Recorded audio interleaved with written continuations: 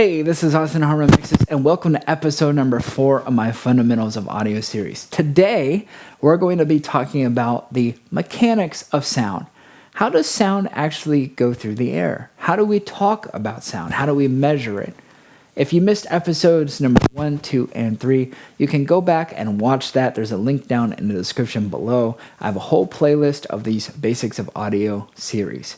Now for this video specifically, this is going to be a little bit more in-depth, so for you beginners out there, get ready, and for you experts, go ahead and dial in and let's get into it.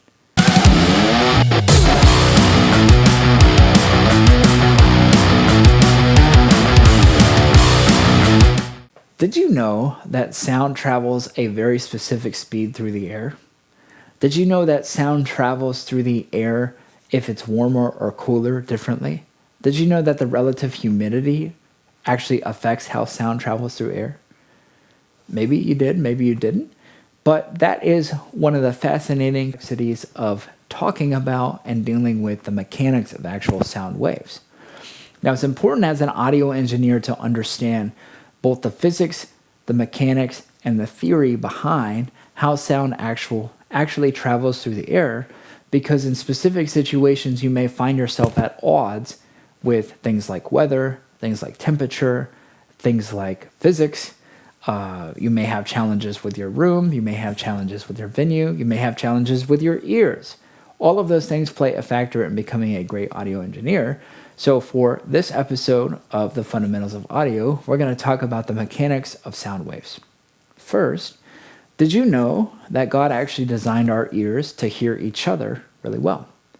It sounds obvious, but we actually can hear a very specific part of what we call the frequency spectrum really well, and we can't hear certain parts of the frequency spectrum not so well. Now, I mentioned the frequency spectrum. What do I mean by that? I brought with me a little blackboard, and that is to help us to explain what I mean here. So if you look here on our little visual, I have drawn out what's called a sine wave, okay? Now, the sine wave is a very basic sound wave, and this is in theoretical terms, okay? In actuality, a sound wave would most probably not look like this in practice. But this is a representation in a perfect way to help us understand how sound actually works, okay? Now, just how a speaker pushes and pulls air, okay, mechanically speaking, sound has peaks and valleys. We call the distance between the peak and the valley the amplitude, okay?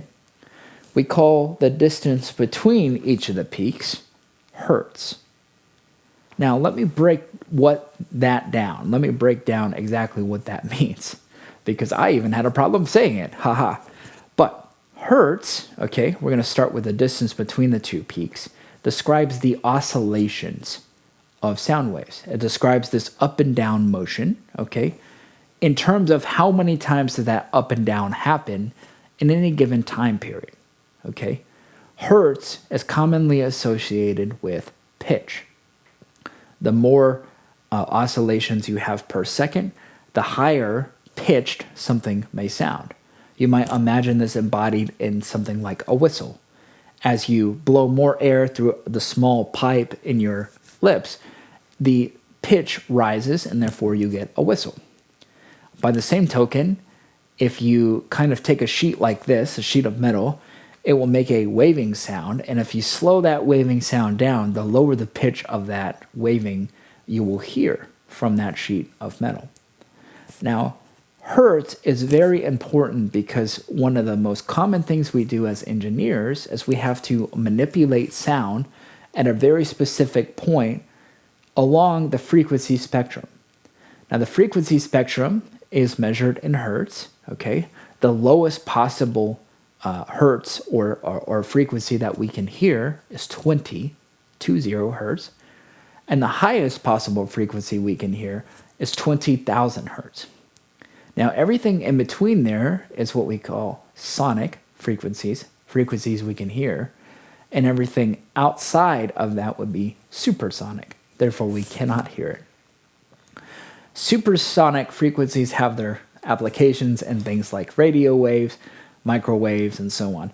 But for the purposes of auditory waves, we have Hertz, which measures 20 to 20,000 hertz that we can hear, and we have amplitude, which measures the height of the waves.